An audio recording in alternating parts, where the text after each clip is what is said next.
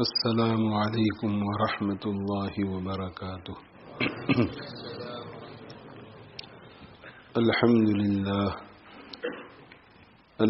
للہ نحمده ونستعینه ونستغفره ونؤمن به ونتوکل علیہ ونعوذ باللہ من شرور انفسنا ومن سیئات اعمالنا من يهده الله فلا مضل له ومن يضلله فلا هادي له ونشهد أن لا إله إلا الله وحده لا شريك له ونشهد أن سيدنا ونبينا ومولانا محمدا عبده ورسوله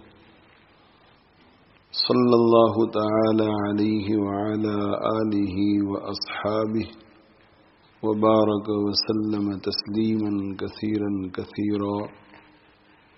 أما بعد، فقال رسول الله صلى الله عليه وآله وسلم: رحم الله رجلا سمحا إذا باع وإذا اشترى وإذا اقتضى، أو كما قال صلى الله عليه وآله وسلم: رب اشرح لي صدري ويسر لي أمري واحلل عقدة من لساني يفقهوا قولي. سبحانك لا علم لنا إلا ما علمتنا إنك أنت العليم الحكيم. اللهم انفعنا بما علمتنا وعلمنا ما ينفعنا وزدنا علما.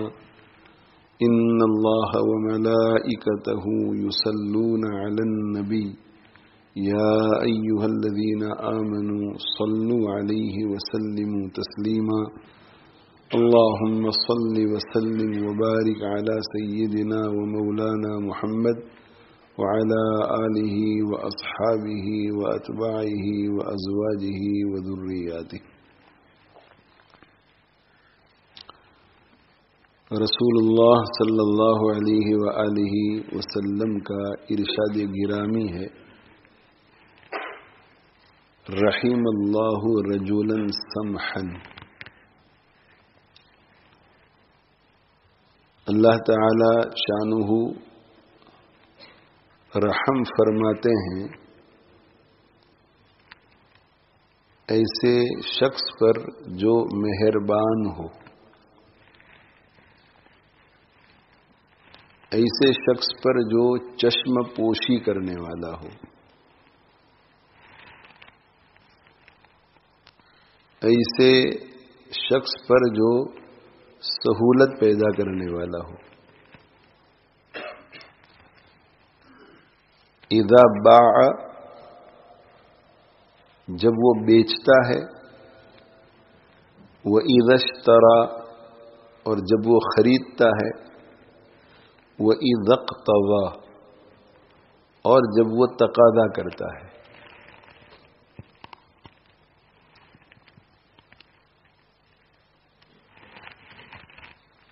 یہ جو ارشاد ہے آپ صلی اللہ علیہ وآلہ وسلم کا،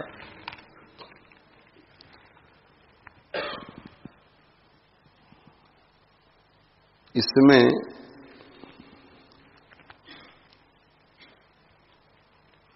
ایک شخص کی تعریف کی گئی ہے، ایک ایسے شخص کی تعریف کی گئی ہے جس میں کسی کے ساتھ معاملہ کرتے وقت سہولت پیدا کرنے کی صفت ہے، کہ جب وہ کسی کے ساتھ معاملہ کرتا ہے، کسی کو کوئی چیز بیچتا ہے، کسی سے کوئی چیز خریدتا ہے، یا جب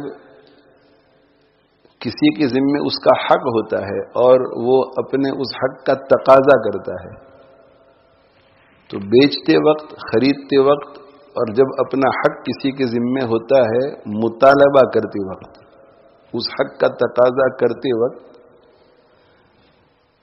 مہربانی کا معاملہ کرتا ہے، چشم پوشی کرتا ہے، اس میں کوئی کمی بیشی ہے تو نظر انداز کر جاتا ہے،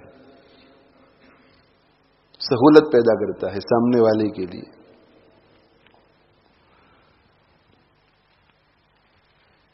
تو اس حدیث میں ایسے شخص کی مدح بیان کی گئی ہے، تعریف کی گئی ہے، اس لیے کہ اس میں ایسے شخص کے لیے نبی صلی اللہ علیہ وآلہ وسلم نے یہ خبر دی ہے کہ ایسے شخص پر اللہ تعالی شانہ رحم فرماتے ہیں۔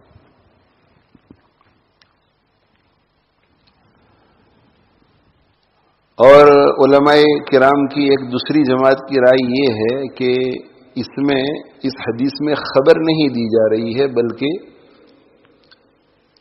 یہ دعا ہے، دعا۔ اور دعا کس کی؟ سید المرسلین صلی اللہ علیہ وسلم کی۔ رحم اللہ رجلا سمحا، اللہ تعالی ایسے شخص پر رحم فرمائے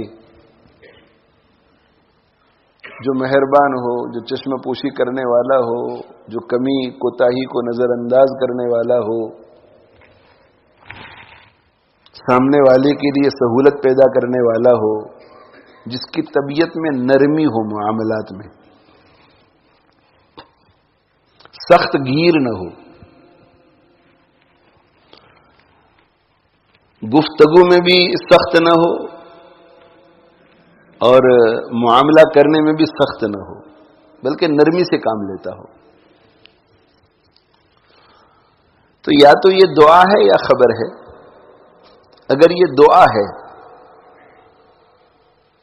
تو حضور اکرم صلی اللہ علیہ وآلہ وسلم ایسے شخص کے لیے دعا فرما رہے ہیں، اور ظاہر ہے کہ ایسے شخص کے لیے نبی اکرم صلی اللہ علیہ وآلہ وسلم کا یہ دعا کرنا اللہ کے حکم سے ہے۔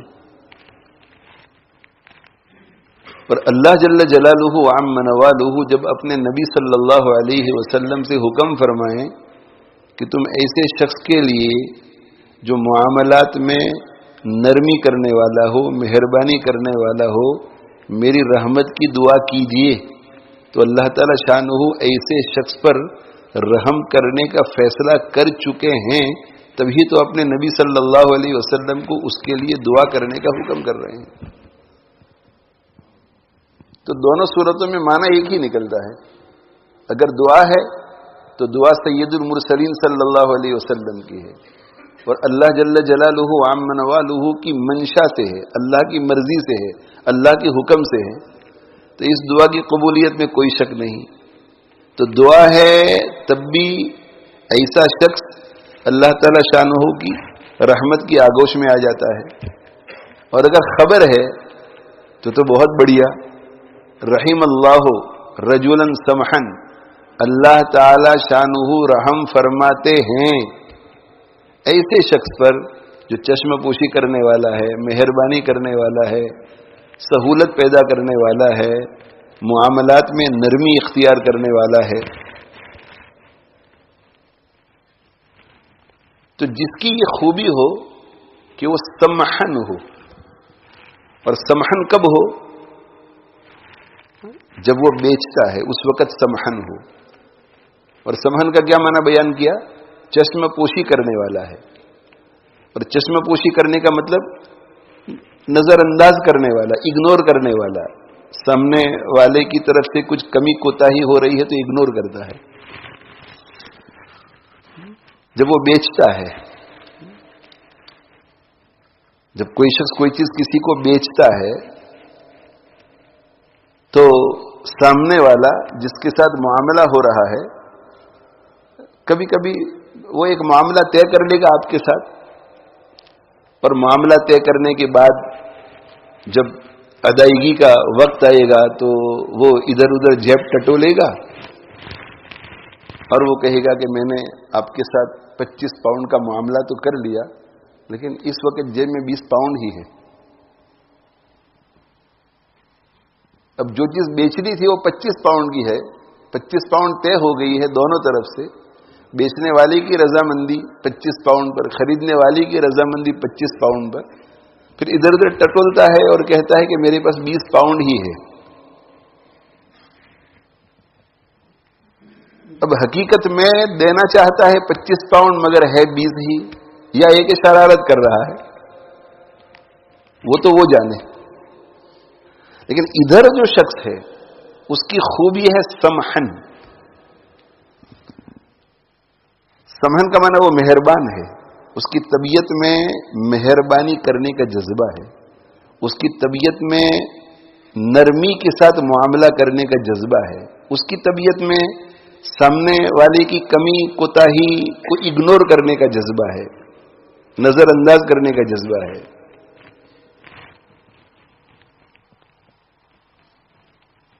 تب وہ یہ بھی کہہ سکتا ہے کہ بھائی فکر مت کرو، آپ کے پاس ابھی 20 پاؤنڈ ہی ہے نا، فکر مت کرو، بعد میں دے جانا 5 پاؤنڈ. یہ بھی مہربانی کی ایک شکل ہے. بعد میں دے جانا، کوئی بات نہیں. 1 ہفتے کے بعد دے جانا، 1 مہینے کے بعد دے جانا، 2 مہینے کے بعد دے جانا. اور اگر 1 ہفتے، 1 مہینے، 2 مہینے کے بعد بھی نہ ہو سکے، آپ غریب ہیں، کوئی بات نہیں، اطمینان سے جب ہو سکے دینا.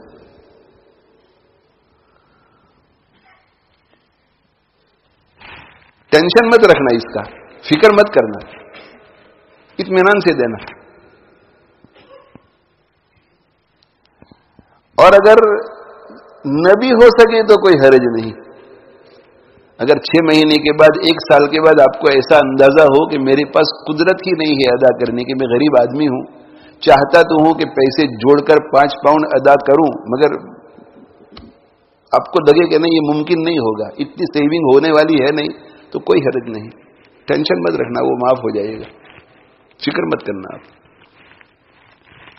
یہ ہے مہربانی، یہ ہے چشم پوشی، یہ ہے سہولت پیدا کرنا. اور ایسا بھی ہو سکتا ہے کہ وہ اسی وقت کہہ دے کہ بھئی کیا بات ہے، کوئی فکر لگ رہی ہے کیا، کوئی پریشانی ہے؟ 20 پاؤنڈ ہی نکلے جیب میں سے، میں سوچ رہا تھا کہ ہوں گے 25 پاؤنڈ، لیکن 20 پاؤنڈ، ارے کوئی حرج نہیں، بس 20 پاؤنڈ دے دو، چھٹی کرو، چلو تم کو 20 پاؤنڈ میں دے دیا. یہ بھی ایک طریقہ ہے. اس کی بہت ساری صورتیں اور شکلیں نکل سکتی ہیں. آپ کوئی چیز بیچ رہے ہیں، 25 پاؤنڈ میں بیچنا چاہتے ہیں، سامنے والا کہتا ہے کہ 25 پاؤنڈ تو بہت زیادہ ہے، 20 پاؤنڈ میں دے دو نا. آپ نے کہا چلو میں 20 پاؤنڈ میں لے جاؤ. آپ نے ایسا محسوس کیا کہ اگر میں نے 20 پاؤنڈ میں دے دیا تو میں نقصان میں رہوں گا، اور میں بھی کوئی مالدار آدمی نہیں ہوں، میں بھی دھیرے دھیرے قرض میں جا سکتا ہوں. تو آپ ایسا کہہ دیجئے کہ کوئی حرج نہیں، آپ 25 نہیں دے سکتے، چلو تمہارا بھی خسارہ نہ ہو، ہمارا بھی خسارہ نہ ہو، 22 پاؤنڈ دے دیجئے. اور آپ ویل ٹو ڈو ہیں اور دیکھ رہے ہیں کہ بیچارہ کوئی غریب آدمی ہے، اور وہ کہے کہ 25 تو بہت زیادہ ہے، 20 کر دو نا. بھائی کوئی حرج نہیں، لے جاؤ آپ، چلو آپ کو ایسے ہی دے دیا. چلو ایسا کرو 10 پاؤنڈ دے دو، چھٹی کرو، جاؤ. بہت طریقے ہیں اس کے، چشم پوشی کرنے کے، نرمی کرنے کے، مہربانی کرنے کے. تو اللہ جل جلالہ عم نوالہ کی رحمت میں آ جاتا ہے وہ شخص جو مہربان ہوتا ہے دوسروں پر، جو دوسروں پر نرمی کے ساتھ پیش آتا ہے، دوسروں سے نرمی کے ساتھ پیش آتا ہے، جو دوسروں کے لیے سہولت پیدا کرتا ہے، جو دوسروں پر مہربان ہوتا ہے اللہ اس پر مہربان ہوتا ہے. ارحموا من فی الارض یرحمکم من فی السماء. تم رحم کرو زمین والوں پر، آسمان والا تم پر رحم کرے گا. ہم دوسروں پر رحم کریں گے، آسمان والا ہم پہ رحم کرے گا. ہم دوسروں کے ساتھ سختی کریں گے، آسمان والا ہمارے ساتھ سختی کا معاملہ کرے گا. ہم دوسروں کی کمی کوتاہی کو نظر انداز کریں گے، آسمان والا ہماری کمی کوتاہی کو نظر انداز کرے گا.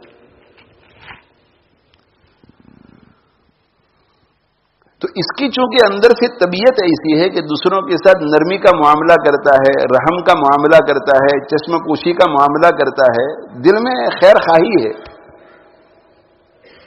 دل میں خلوص ہے اللہ کی مخلوق کے لیے. اس لیے جہاں کہیں وہ کسی اور کے ساتھ معاملہ کرے گا تو ادھر سے نرمی ہی نرمی ہوگی، ادھر سے رحم ہی رحم ہوگا، ادھر سے مہربانی ہی مہربانی ہوگی.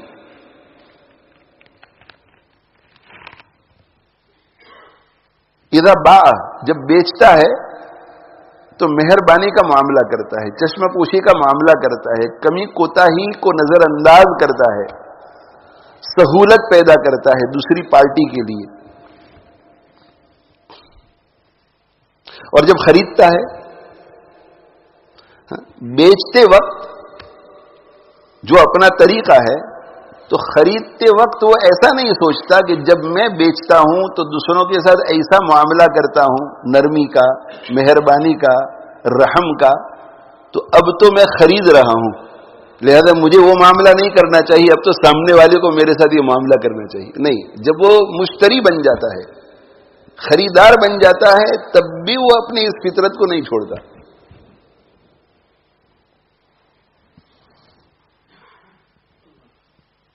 اس لیے کہ دل تو جیسا ہے ویسا ہی رہے گا نا. دل اگر سخت ہے تو بیچتے وقت سخت رہے گا تو خریدتے وقت بھی سخت رہے گا، اور دل نرم ہے تو بیچتے وقت بھی نرم رہے گا، خریدتے وقت بھی نرم رہے گا. اب وہ کوئی چیز خرید رہا ہے اور خریدتے ہوئے اس نے کسی چیز کو بطور نمونے کے دیکھا، چاول کو دیکھے نمونے کے طور پر، کھجوروں کو دیکھا نمونے کے طور پر، اور اسے پسند آئی کھجوریں، چاول اسے پسند آئے، جس چیز کو خریدنا چاہتا تھا پسند آئی وہ چیز، تو اس نے کہا چلو 10 کلو دے دو، 10 کلو. اب اس نے ناپ تول شروع کر دیا اور آ کر کے کہتا ہے کہ جس کوالٹی کی چیز آپ خریدنا چاہتے ہیں بس 8 کلو ہی ہے، دوسرے 2 کلو ذرا کم درجے کی ہے، تو ایسا کرو کہ میں کم قیمت میں آپ کو دوسرے 2 کلو دے دیتا ہوں. تو خریدتے وقت بھی نرمی، خریدتے وقت بھی مہربانی، خریدتے وقت بھی خیر خواہی. تو کیا کہتا ہے؟ وہ کہتا ہے کہ کوئی حرج نہیں، آپ وہ کم درجے کے 2 کلو اور دے دیجئے، مگر قیمت وہی لے لیجئے جو ہم نے قیمت طے کر دی ہے. اچھی کوالٹی والے 10 کلو چاول کی جو قیمت مقرر کی ہے، 10 کلو کی 10 پاؤنڈ مقرر کی تھی، تو 10 پاؤنڈ ہی لے لیجئے. وہ سامنے والا کہتا ہے کہ 8 کلو اچھی کوالٹی کے نکلے تو 8 پاؤنڈ لوں گا، اور باقی جو 2 کلو ہے اس میں 50-50 پہلے لوں گا. نہیں، 10 پاؤنڈ لے دو، کوئی حرج نہیں، کوئی حرج نہیں.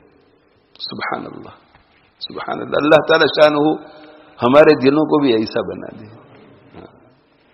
اس طرح کا عمل کب ہو سکتا ہے؟ جبکہ دل ویسا ہو. اور دل ویسا کب بنے گا؟ جب اس کا تزکیہ ہو جائے گا.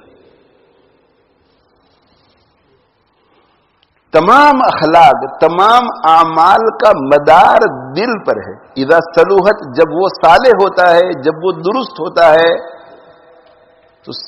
تو صلوح الجسد کلہ، تو پورے جسم سے صادر ہونے والے اعمال بھی صالح ہوتے ہیں، درست ہوتے ہیں، بڑھیا ہوتے ہیں، اچھے ہوتے ہیں، حسین ہوتے ہیں. اعمال کو دیکھنے والے کو خوشی ہوتی ہے کہ عجیب ایسا کیا. یہ خیال آتا ہے کہ میں اگر ان کی جگہ پر ہوتا تو ایسا نہ کر سکتا.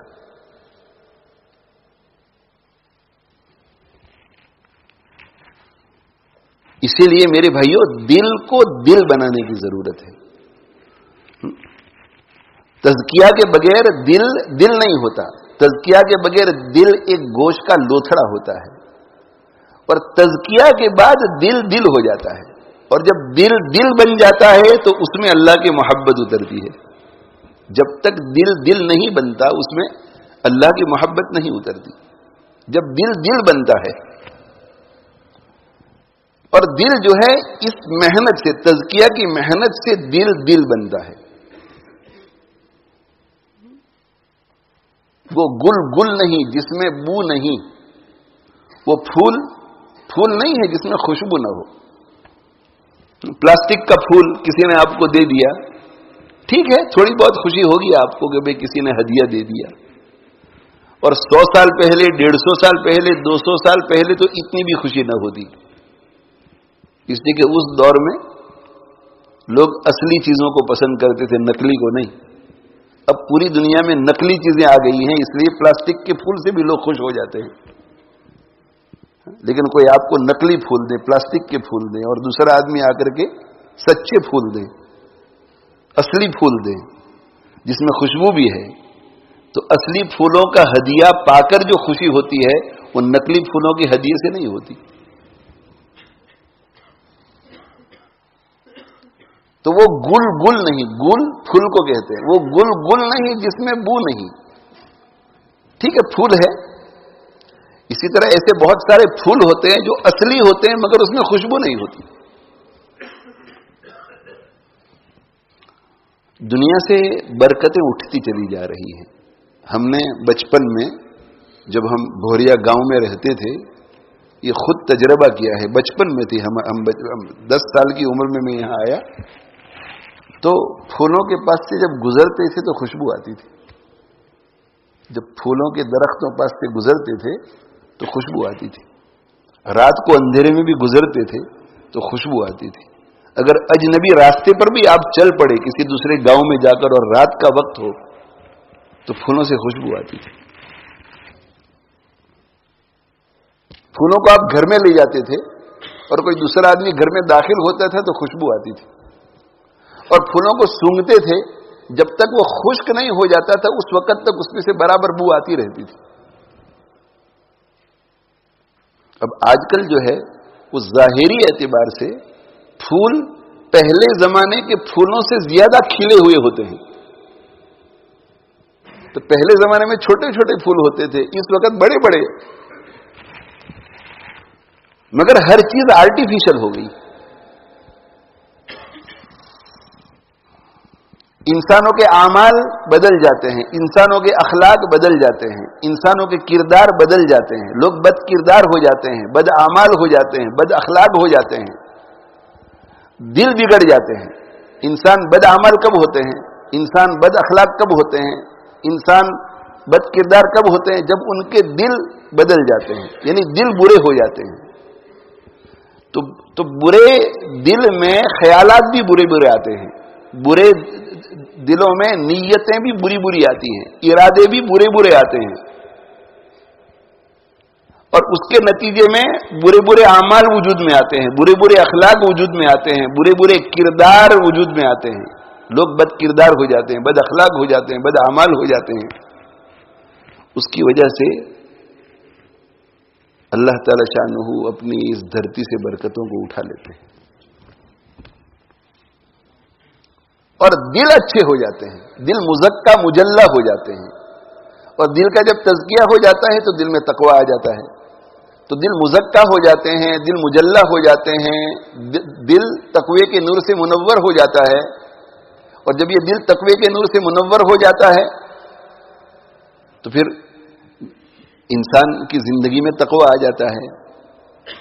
पहले दर्जे का तकवा भी होता है कि कुफ्र और शिर्क से अपने आप को बचा लेता है। दूसरे दर्जे का तकवा भी आ जाता है कि वो बिदअतों से अपने आप को बचा लेता है। तीसरे दर्जे का तकवा भी आ जाता है कि वो कबाइर से अपने आप को बचा लेता है। चौथे दर्जे का तकवा भी आ जाता है कि वो सगाइर से भी अपने आप को बचा लेता है। पांचवें दर्जे का तकवा भी आ जाता है कि वो मुश्तबिहात से, शुकुक शुबुहात वाली चीजों से अपने आप को बचा लेता है। और आगे वाले दर्जे का तकवा भी आ जाता है। आगे वाले दर्जे का तकवा कौन सा? आला दर्जे का, कि उसके दिल से मा सिवल्लाह निकल जाता है, उसकी जिंदगी से अल्लाह के सिवा हर चीज निकल जाती है। क्या मतलब इसका? कि खाना पीना भी निकल जावे, बीवी बच्चे भी निकल जावे, दोस्त अहबाब भी निकल जावे, अच्छे कपड़े भी निकल जावे ना, ऐसा नहीं। मा सिवल्लाह, अल्लाह के सिवा हर चीज उसकी जिंदगी से निकल जाती है। ये आला दर्जे का तकवा। और इसका माना क्या है?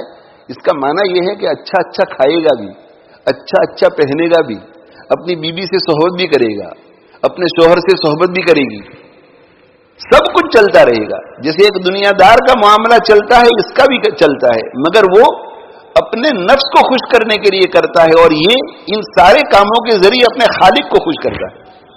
ये मा सिवल्लाह। جو कुछ करता है अल्लाह के लिए करता है, अल्लाह के लिए करता है। खा इसलिए रहा हो कि अल्लाह का हुक्म है, इसलिए खा रहा हूं, इसलिए खा रहा हूं कि ये जिस्म अल्लाह की अमानत है, इसकी हिफाजत जरूरी है और खाए बगैर इसकी हिफाजत नहीं हो सकेगी। इसलिए खा रहा हूं कि अल्लाह ने मुझे बहुत सारे काम सौंपे हैं, बीवी बच्चों के लिए रोजी कमाना, तो ताकत होगी तो कमा सकूंगा। अपने लिए रोजी कमाना, ताकत होगी तो कमा सकूंगा। अल्लाह ने मुझे हज का हुक्म किया है, पैसे आएंगे, ताकत होगी तो पैसे आएंगे, पैसे आएंगे तो इतने पैसे होंगे तो मैं हज के लिए जा सकूंगा, ज़कात अदा कर सकूंगा।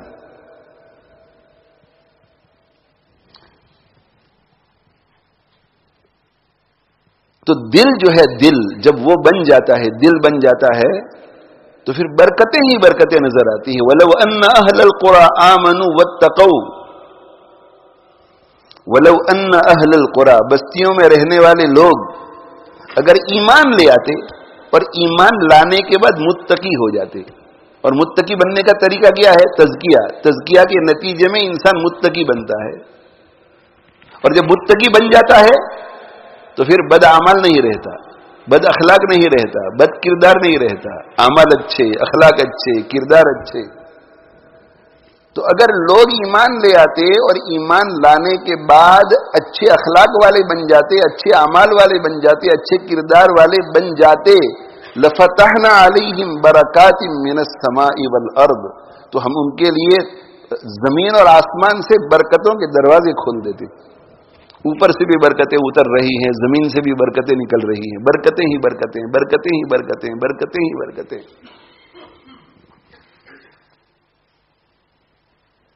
फिर बीमारी के साथ, गुर्बत के साथ, जिल्लत के साथ भी हर दिन ईद का दिन और हर रात शबे कदर, शबे बारात।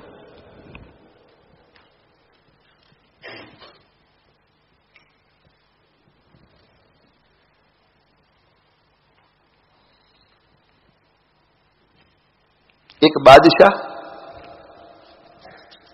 रास्ता चूक गया, शिकार के लिए निकला हुआ था।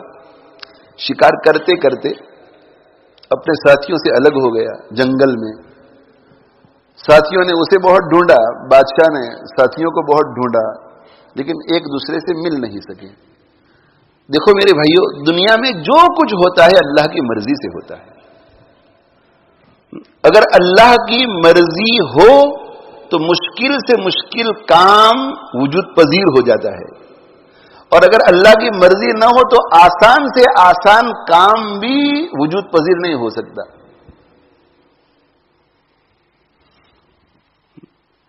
मैंने खुद अपनी जिंदगी में देखा कि कभी कभी कोई 8-10 आदमी सामने बैठे हुए हैं, उनमें बैठा हुआ है, 8-10 आदमी बैठे हुए हैं, उनमें वो बैठा हुआ है। मसलन उमेर है तो 8-10 आदमी सामने बैठे और वो बैठा हुआ है, और मुझे पता है कि उमेर यहां बैठा हुआ है, और मुझे उमेर की जरूरत पड़ गई और मैंने यूं करके देखा,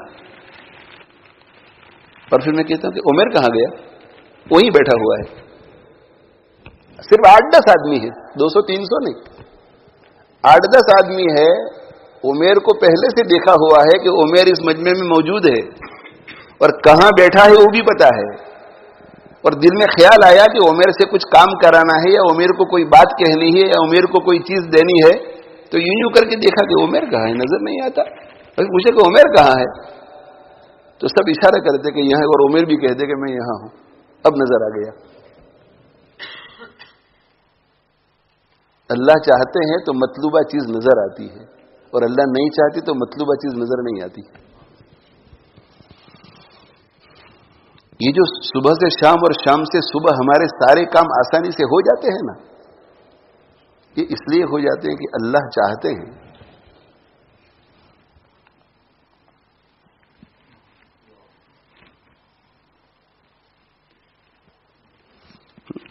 अल्लाह ताला शानहू ने कितने फरिश्तों को हमारी खिदमत में लगाया हुआ है।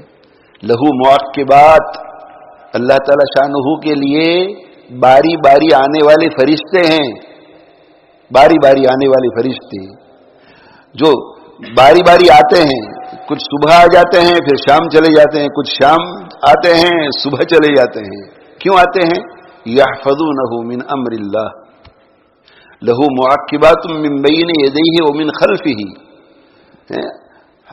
उसके लिए फरिश्ते हैं, अल्लाह ने इंसान के लिए फरिश्ते मुकर्रर किए हैं जो बारी बारी आते हैं और आगे भी होते हैं पीछे भी होते हैं। लहू मुअक्किबातुम मिन बैन यदैहि व मिन खल्फिही, उसके आगे भी होते हैं उसके पीछे भी होते हैं। यहफज़ूनहु मिन अम्रिल्लाह, ये फरिश्ते उसकी हिफाजत करते हैं अल्लाह के हुक्म की वजह से।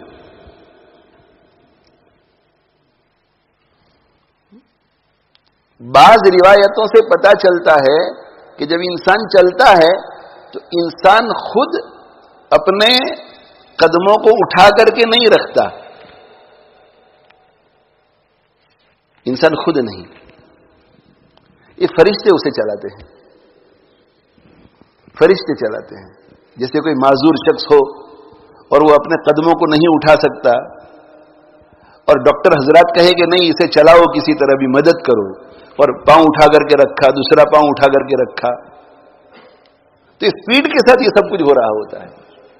इसीलिए आप देखें कि हम चल रहे होते हैं तो कोई नीचे देखकर नहीं चलता, हालांकि नीचे देखकर ही चलना चाहिए। कुल्लिल मुमिनीन यगुद्दु मिन अबसारिहिम, कुल्लिल मुमिनात यगुद्दुन मिन अबसारिहिन्ना, ये अल्लाह का हुक्म है कि नीचे देखकर चलो।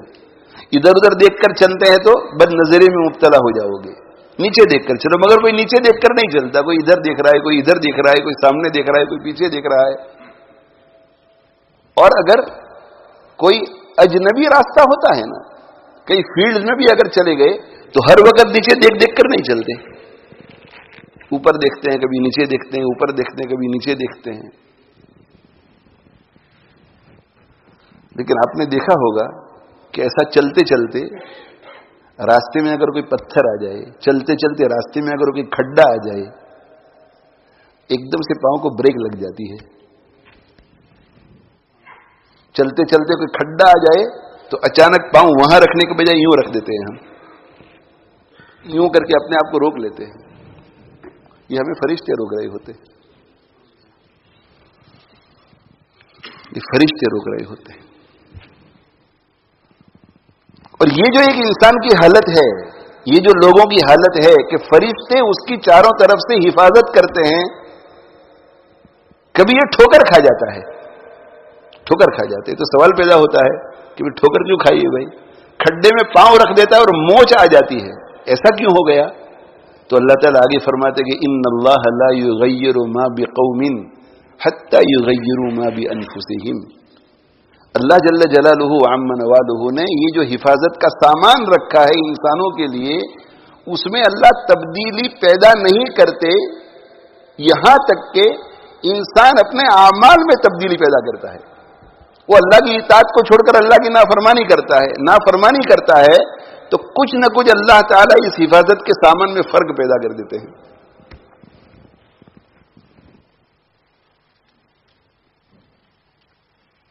तो अल्लाह ताला शानुहु किसी कौम की हालत को नहीं बदलती, हत्ता युगय्यिरु, यहां तक कि वो कौम अपनी हालत को बदलती है। पहले वो अल्लाह की नाफरमानी करती है, फिर जाकर के ठोकर खाती है।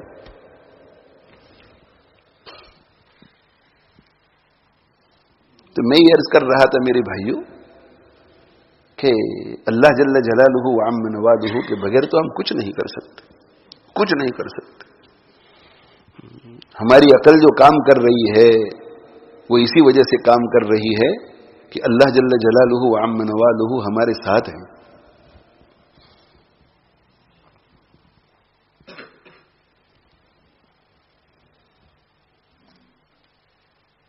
अलग हो गया बादशाह, अलग हो गया। अब कितने फासले पर होंगे? बादशाह इधर, रोफका इधर। बादशाह उनको ढूंढ रहा है और रोफका बादशाह को ढूंढ रहे हैं, लेकिन नहीं मिले, इसलिए कि अल्लाह को मंजूर नहीं था। अब बादशाह अकेला चल पड़ा, निकल पड़ा कि जंगल में से चलते चलते चलते किसी रास्ते पर आए, कोई मिले, उससे पूछें, और फिर दारुल खिलाफत में पहुंचे, शहर में पहुंचे।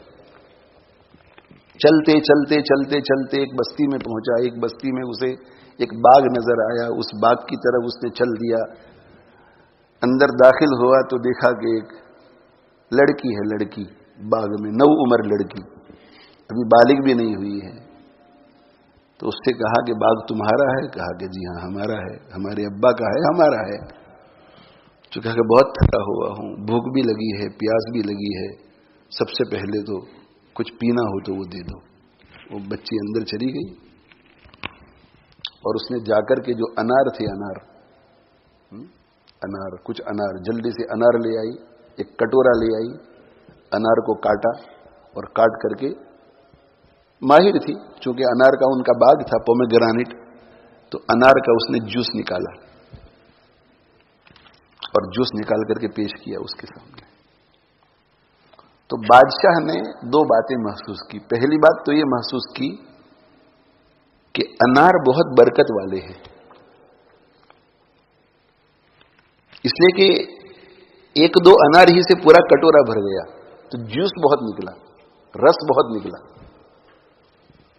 اس کے بعد اس نے پیا تو بہت شیریں، بہت میٹھا،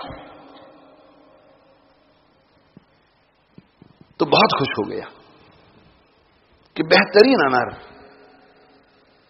اس نے کہا کہ ایک اور کٹورا بھر کر پلاؤ.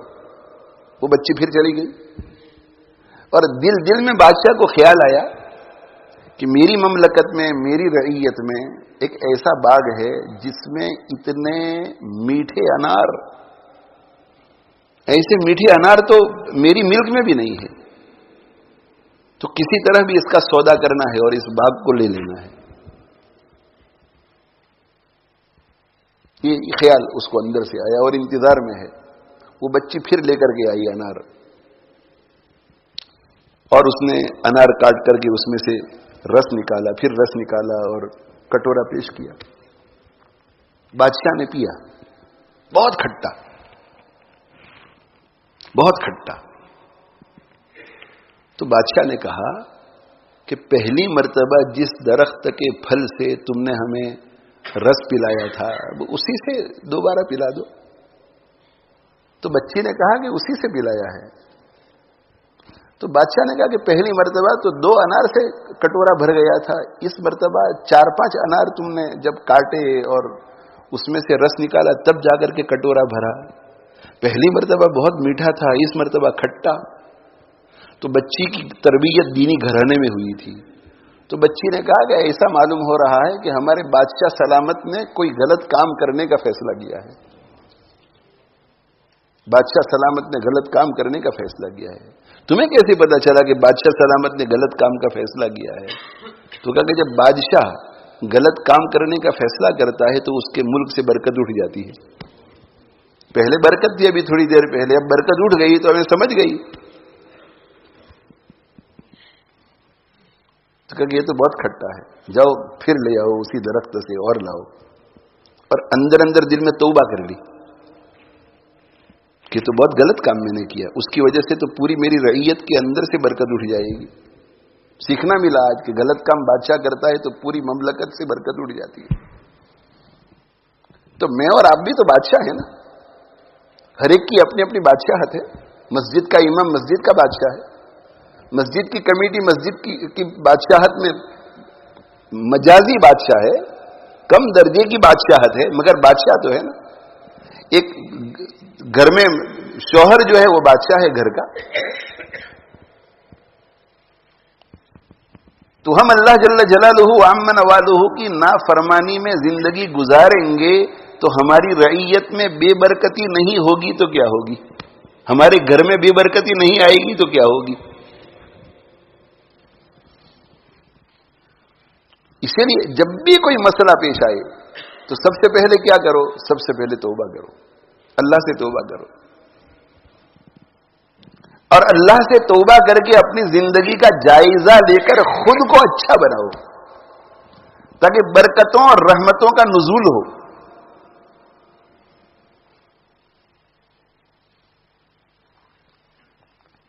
توبہ کر لی بادشاہ نے کہ نہیں بھائی یہ باغ نہیں لینا ہے، ظلم ہوگا ان پر. ان کا دل چاہے نہ چاہے کسی طرح بھی زیادہ پیسے آفر کر کے میں اپنا رعب اور دبدبا استعمال کر کے لے لوں، نہیں لوں گا، بس ان کے پاس ہی رہے. وہ بچی واپس آئی वापस आए, 2 अनार काटे, 2 अनार से कटोरा भर गया। बादशाह ने पिया तो बहुत मीठा, तो कहा कि अब तो बहुत मीठा लगा। तो बच्ची बोली, क्या ऐसा लग रहा है कि बादशाह सलामत ने अपने बुरे इरादे से तौबा कर दी है। हम मेरे भाइयों अगर तकवे वाली जिंदगी गुजारेंगे तो हमारी खुद की जिंदगी में बरकत आएगी, हमारे आमाल में बरकत आएगी, हमारे कामों में बरकत आएगी। हमारे असलाफ, हमारे अकाबिर जो बड़े बड़े कारनामे अंजाम देकर गए, ऐसे कारनामे कि जिन कारनामों के बारे में हम सुनते हैं तो हम, अगर हमें उन पर एतमाद न होता और जिन वास्तों से वो खबर हम तक पहुंची है, अगर उन वास्तों पर हमें भरोसा न होता, उस चेन पर हमें भरोसा न होता, तो हम मानने के लिए तैयार न होते।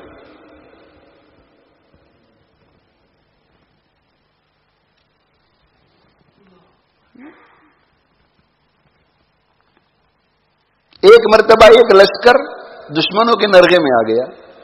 दुश्मनों के नरगे में आ गया तो कमांडर इन चीफ ने हजरत अब्दुल्ला इब्ने उनैस रज़ी अल्लाह तआला अन्हु को, सहाबी रसूल हैं सल्लल्लाहु अलैहि वसल्लम, गालिबन उन्हीं को, उनको कहा कि जाओ, जल्दी जाओ और जल्दी जाकर के फुला इलाके में हमारा जो दूसरा लश्कर है वो किसी के साथ अभी जंग में नहीं है, उनको इत्तला करो कि हम दुश्मन के नरगे में आ गए हैं और ये लश्कर खतरे में है, आप जल्दी ताउन के लिए आओ। अब्दुल्ला इब्ने किसी को भेजा अब्दुल्ला इब्ने उनैस के पास। अब्दुल्ला इब्ने उनैस रज़ी अल्लाह अन्हु उस दूसरे लश्कर के अमीर थे और कमांडर इन चीफ थे।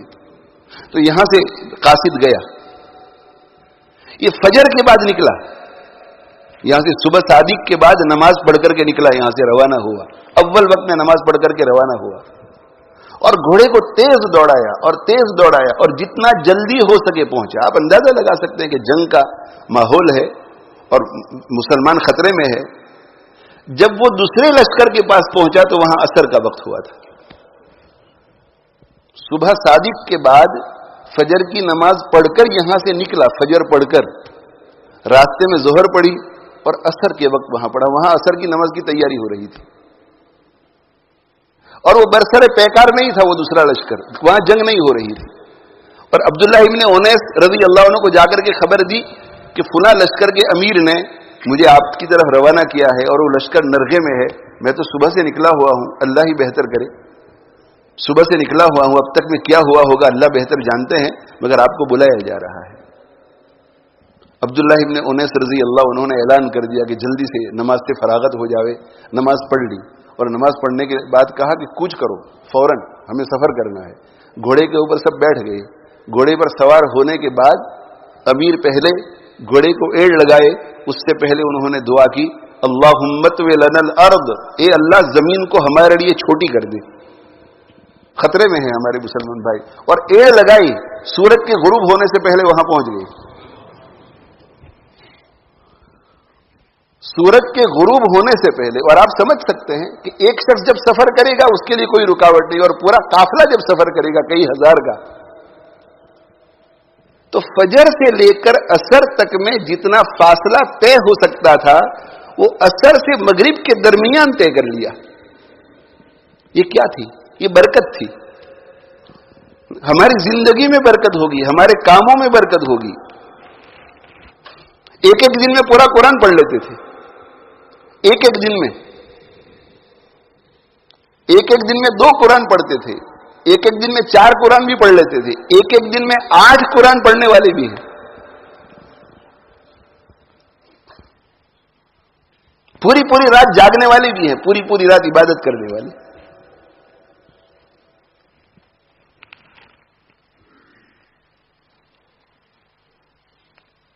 जब तकवा आता है तो हमारी जिंदगी में बरकत आती है, बरकत आती है, और उस बरकत के नतीजे में बहुत कुछ होता है, बहुत कुछ होता है। फिर ये बरकत हमें आखिरत में भी बरकत दिलाती है। औलाद में बरकत, औलाद की दीनदारी में बरकत,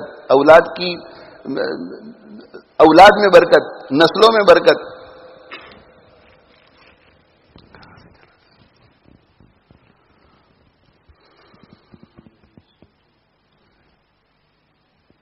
हाँ, तो मैं वो फूल की बात कर रहा था, फूल की, कि पहले फूलों से भी खुशबू आती थी, अब फूलों से खुशबू नहीं आती। और चूंकि फूलों से अब खुशबू इतनी नहीं आती, अब तो जो लोग फूल अपने घरों में रखते हैं, गार्डनों में फूल के दरख्त लगाते हैं, वो जीनत के लिए लगाते हैं, खुशबू के लिए नहीं, इसलिए कि सबको पता है कि खुशबू आने वाली नहीं है।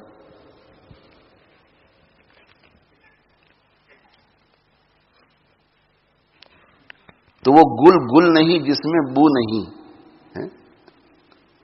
जिन्होंने वो फूल देखे हैं ना जिसमें खुशबू, ऐसा ही होता था। यूं करके किसी ने फूल तोड़ा, बचपन में देखा हमने, यूं फूल तोड़ा और यूं करके फेंक दिया। क्यों फेंक दिया? इसमें तो खुशबू भी नहीं है। उसे कोई फूल समझता ही नहीं था। वो गुल गुल नहीं जिसमें बू नहीं, जिसमें बू ना, वो गुल गुल नहीं है। और वो दिल दिल नहीं जिसमें तू नहीं। तज़किया हो जाता है तो अल्लाह की मोहब्बत उतरती है, अल्लाह की मोहब्बत उतरती है तो फिर दिल दिल बन जाता है, फिर वो दिल दिल है। तो मैं ये अर्ज कर रहा हूं मेरे भाइयों कि ये जो कैफियत है, ये अंदर की जो बातिनी कैफियत, ये नसीब होगी कब? जब हमारे दिल का तज़किया होगा। तो बेचता है तो भी मेहरबानी करता है, और खरीदता है तो भी मेहरबानी करता है। खरीदता है तो भी कि कोई बात नहीं, पूरे पैसे दे दो, कोई हर्ज नहीं, कोई हर्ज नहीं। उसने खरीदे, आम के 5 बक्स खरीदे, और 5 बक्स खरीद करके पूछता है कि भाई सब ठीक ठाक है ना, बिगड़े हुए तो नहीं है ना, खट्टे बट्टे तो नहीं है ना? तो कि नहीं नहीं सब ठीक है, आप हमारे कस्टमर हैं माशाल्लाह, हमेशा यहां से खरीदते हैं, आपको हम धोखा देंगे, ले जाओ, और घर में अगर कोई बिगड़ा हुआ निकले तो वापस दे जाना। अब घर गया, हर बक्स में एक दो बिगड़े हुए हैं, मगर क्या है, मेहरबानी करने वाला है, चश्मपोशी करने वाला है, कमी कोताही को इग्नोर करने वाला है। तो फैसला कर लेते कि कोई हर्ज नहीं, कोई बात नहीं, कोई बात नहीं। यह है रजुलन समहन, मेहरबान आदमी, चश्मपोशी करने वाला आदमी, कोई हर्ज नहीं। और फिर दूसरी मर्तबा दुकान में जाता है तो उसका जिक्र भी नहीं करता। ये आला दर्जे का मेहरबान। और जो दूसरों पे मेहरबानी करता है, अल्लाह उस पे मेहरबानी करेगा।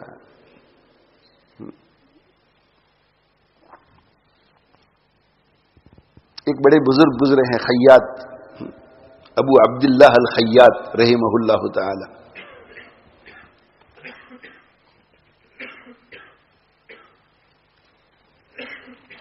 वो गए बेचारे किसी जगह, तो उनके साथ जो दूसरा दर्जी काम करता था उससे कहा कि देखो फुला आदमी हमारे पास कपड़े सिलवाता है,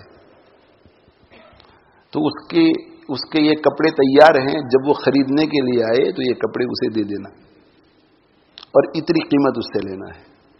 बहुत अच्छी बात है।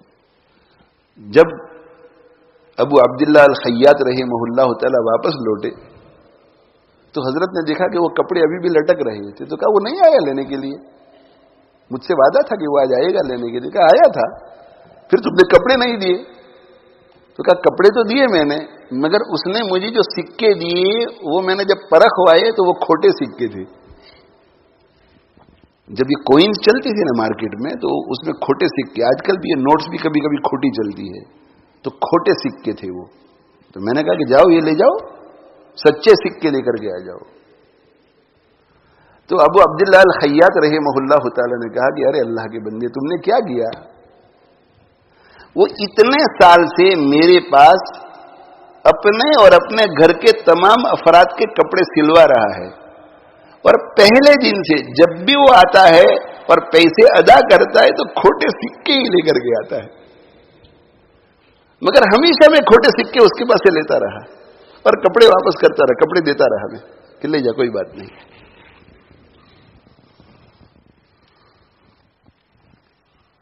मेहरबानी, ये है मेहरबानी, ये है चश्मपोशी है। आंखें बंद कर ली हो कि कोई हर्ज नहीं, छुपा दो इसके ऐब को, न किसी और के सामने खोलो न इसके सामने खोलो। और मैं इसलिए ले लिया करता था कि इसकी इज्जत बाकी रहे, इसे शर्मिंदगी न हो, اور دوسرا یہ کہ اگر میں نہ لیتا یہ کسی اور کو دھوکہ دیتا تو چلو میں ہی لے لوں تاکہ کسی اور کو دھوکہ نہ ہو.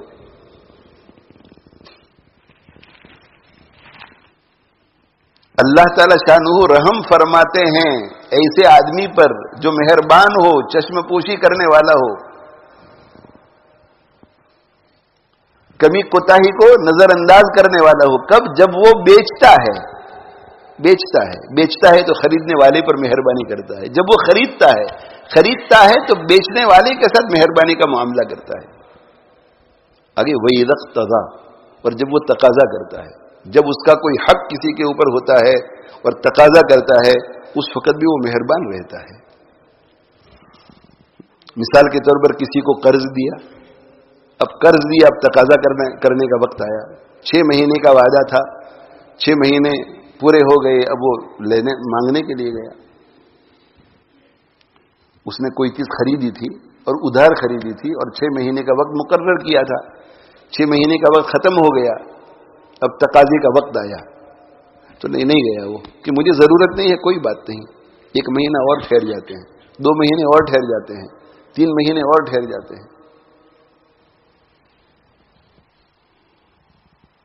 یا وہ آ گیا اور اس نے آ کر کے کہا کہ میرے ذمہ آپ کے اتنے پیسے ہیں, آپ کا قرض اتنا ہے, آپ کا دین اتنا ہے, میں انشاءاللہ 6 مہینے کے بعد دے دوں گا اور مجھے تھوڑی مہلت دے دو. کوئی حرج نہیں, آپ فکر نہ کریں, 6 مہینے کے بعد دے دینا, کوئی حرج نہیں. ہاں, ٹینشن مت رکھنا, کوئی بات نہیں. 6 مہینے کے بعد کوئی حرج نہیں. 6 مہینے کے بعد رمضان کو 8 مہینے باقی ہے, اگر رمضان سے پہلے بھی دے دیں گے تو کوئی بات نہیں. اور دیکھو کوئی تکلیف ہو تو مجھے آ کر دوبارہ کہنا ہے.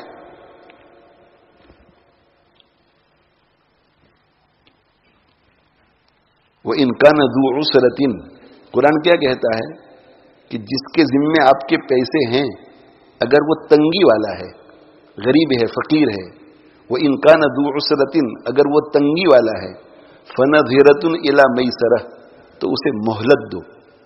کب تک؟ جب تک اس کے ہاتھ کھل جائے, جب تک اس کے یہاں سہولت پیدا ہو جائے, مہلت دو اس کو. اس سلسلے میں بہت زیادہ سختی نہیں کرنے کی کہ یار 6 مہینے کا کہا تھا ابھی تک پیسے نہیں دے رہا ہے, 8 مہینے کا کہا تھا ابھی تک پیسے نہیں دے رہا ہے, 2 سال گزر گئے, 4 سال گزر گئے. اللہ جل جلالہ عم نوالہ آپ کو فراوانی کے ساتھ دے رہا ہے کہ نہیں؟ ہو سکتا ہے کہ فراوانی کے ساتھ اللہ تمہیں اسی لیے دے رہا ہے کہ آپ نے اللہ کے ایک بندے پر مہربانی کی ہوئی ہے.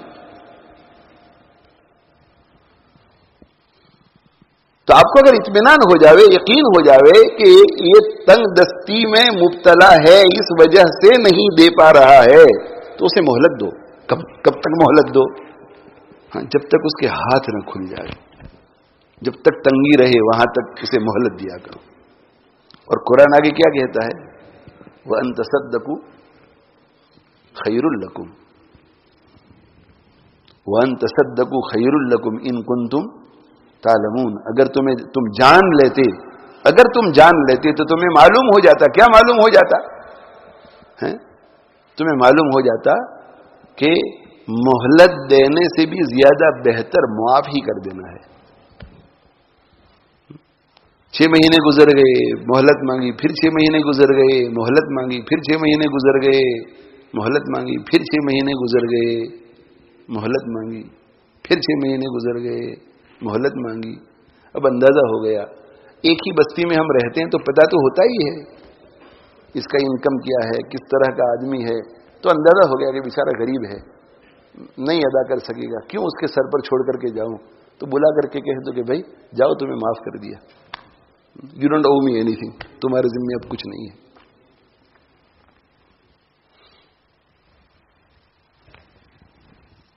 ایک محدث ہے, نام اس وقت مجھے مستحضر نہیں ہے, سجستان کے, جہاں کے امام ابو داؤد رحمۃ اللہ علیہ تھے, بڑے محدث تھے. وہ کسی مسجد میں نماز پڑھنے کے لیے گئے. نماز پڑھنے کے لیے گئے تو ایک شخص کی ان پر نظر پڑ گئی. نظر پڑ گئی اور نظر پڑتے ہی وہ نماز چھوڑ کر مسجد سے باہر چلا گیا. یہ جو بڑے محدث تھے، بڑے اللہ والے بھی تھے، انہوں نے نماز پڑھی اور نماز پڑھ کر فارغ ہو کر کے جب وہ باہر نکلے تو کسی نے ان سے کہا کہ آپ کی وجہ سے آج ایک شخص پریشان ہو گیا. کیا پریشان ہو گیا؟ تو کہا کہ اس کی آپ پر جب نظر پڑی تو اسے یاد آ گیا کہ اس کے ذمے آپ کا کچھ قرض ہے جو اس نے ایک مدت سے لیا ہوا تھا اور وہ منہ چھپائے چھپائے پھر رہا تھا.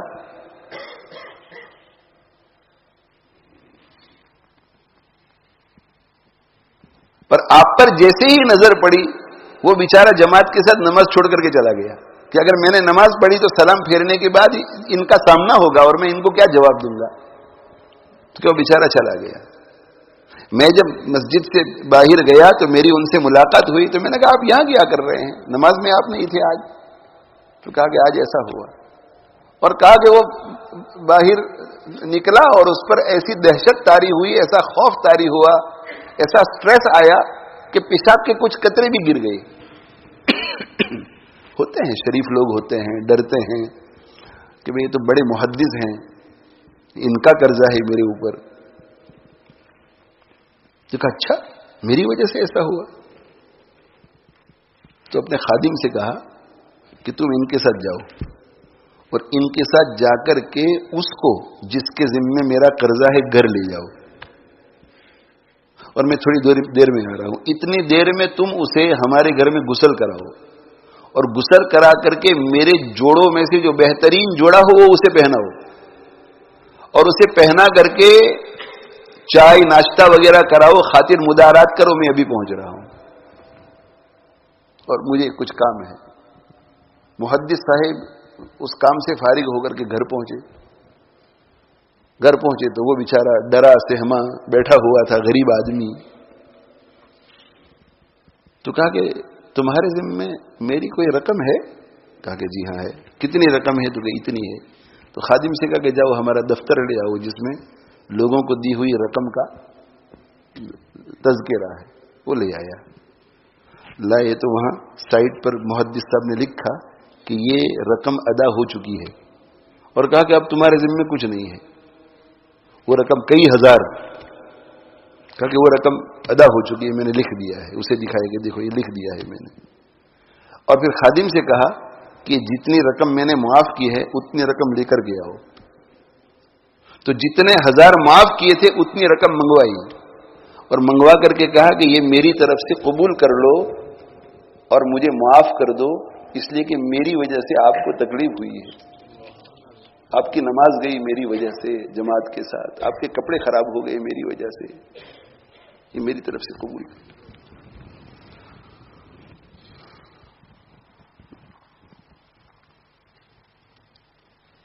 اللہ تعالی ہمیں توفیق عطا فرمائے. یہ جو دین ہے نا، دین ہمیں بہت کچھ سکھاتا ہے.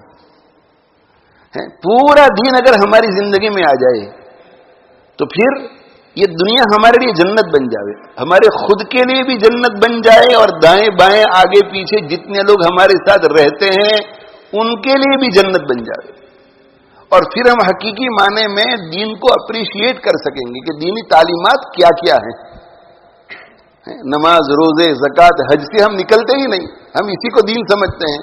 عمرہ، حج، جماعت میں نکلنا، اعتکاف میں بیٹھنا، اسی کو ہم دین سمجھتے ہیں.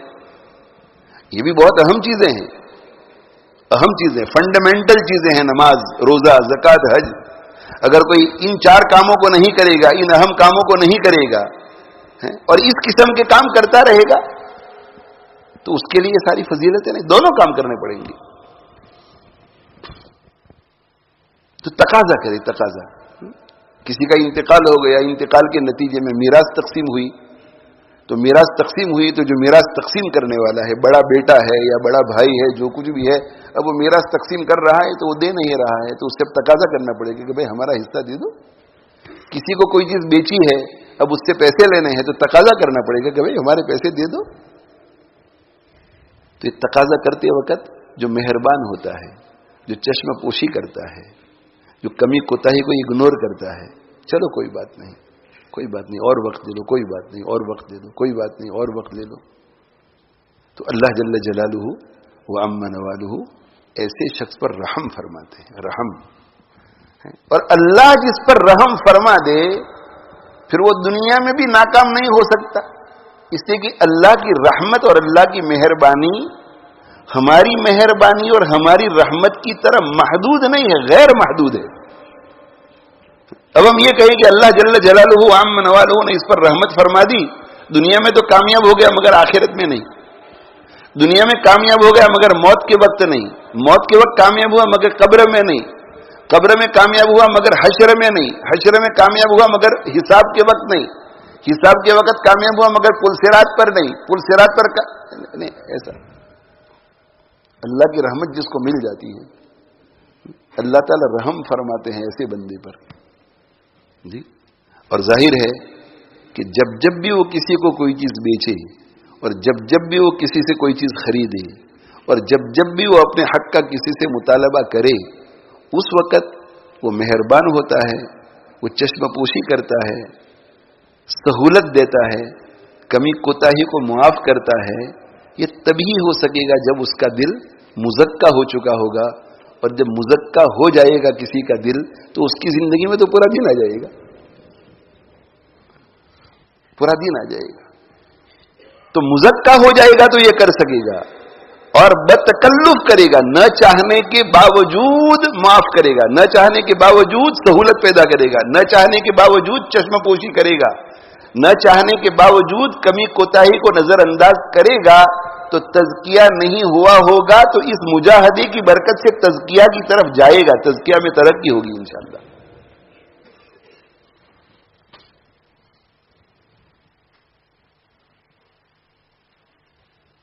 اس لیے میرے بھائیوں، طبیعتوں میں نرمی ہو، طبیعتوں میں مہربانی ہو، دائیں بائیں آگے پیچھے ذرا دیکھا کرو، پڑوسی پر نظر ڈالو، پڑوسیوں پر نظر ڈالو، دوستوں پر نظر ڈالو، رشتہ داروں پر نظر ڈالو، دیکھو کہ ان کے احوال کیا ہیں، اپنے احوال پر نظر ڈالو، دیکھو کہ ہمارے احوال کیا ہیں، اور ہم اگر کسی کو کسی طرح مدد کر سکتے ہیں تو مدد ہمیں کرنی چاہیے۔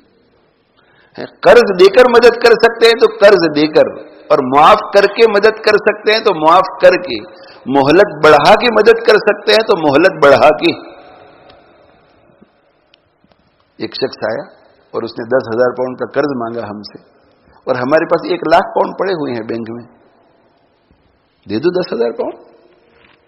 ظاہر ہے کہ معتبر شخص ہو، اور 10,000 پاؤنڈ دیتے ہوئے اسی وقت کہہ دو کہ آپ نے 10,000 پاؤنڈ کا قرض مانگا تھا، یہ لفافے میں 10,000 پاؤنڈ ہے، آپ گن لیجئے، اس میں سے 2,000 پاؤنڈ میری طرف سے ہدیہ ہے آپ کو،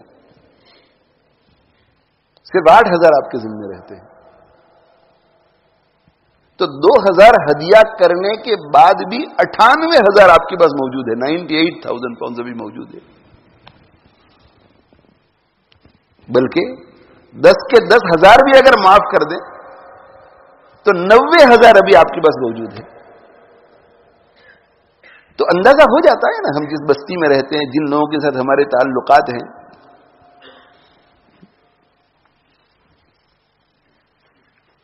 تو دائیں بائیں آگے پیچھے ذرا دیکھو، بھائیوں کو دیکھو، بہنوں کو دیکھو، بھانجوں کو، بھتیجوں کو دیکھو، پوتوں نواسوں کو دیکھو، کون کس حالت میں ہے، اور تعاون کرو، تعاون کرو۔ اللہ نے ہمیں اگر دیا ہوا ہے تو ہمیں دوسروں کا تعاون کرنا چاہیے۔ اس سے اللہ جل جلالہ عم نوالہ بہت خوش ہوتے ہیں، بہت خوش ہوتے ہیں۔ اللہ کے نبی صلی اللہ علیہ وآلہ وسلم نے ارشاد فرمایا کہ ایک شخص تھا، ایک تاجر تھا، اور وہ تاجر لوگوں کے ساتھ مداینہ کرتا تھا، لوگوں کو قرض دینے کا کام کرتا تھا، یعنی کوئی قرض لینے کے لیے آتا تھا تو دے دیتا تھا کہ اللہ نے مجھے دیا ہے بھائی لے لو قرض، لے لو قرض، لے لو قرض، بھائی لے لو قرض، لے لو قرض، قرض اس طرح دیا کرتا تھا۔ اس کا انتقال ہوا، انتقال ہوا تو اس سے سوال ہوا، مرنے کے بعد اس سے سوال ہوا کہ بھئی ذرا بتاؤ کیسی زندگی گزار کر آئے ہیں؟